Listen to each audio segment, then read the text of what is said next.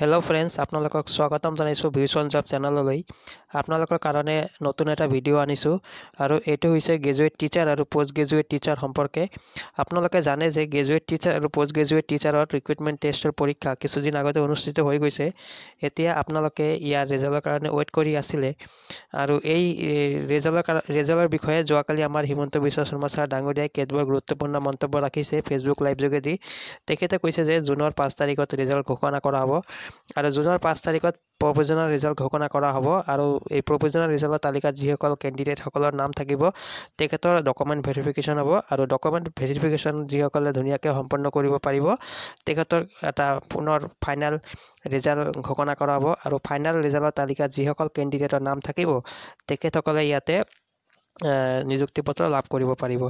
আমাৰ হিমন্ত বিশ্ব শৰ্মা ছাৰ ডাঙৰীয়াই কি মন্তব্য ৰাখিছে ৰিজাল্ট সম্পৰ্কে আপোনালোকক পোনপোনে এবাৰ আমি শুনাব বিচাৰিছোঁ। মোক আৰু এটা প্ৰশ্ন বহুতে সুধি আছে যে পিজিটি আৰু গ্ৰেজুৱেট টিচাৰৰ পৰীক্ষাৰ ৰিজাল্ট কেতিয়া দিব। আমি 5 জুন তাৰিখে প্ৰভিজনেল ৰিজাল্ট এনাউন্স কৰিম।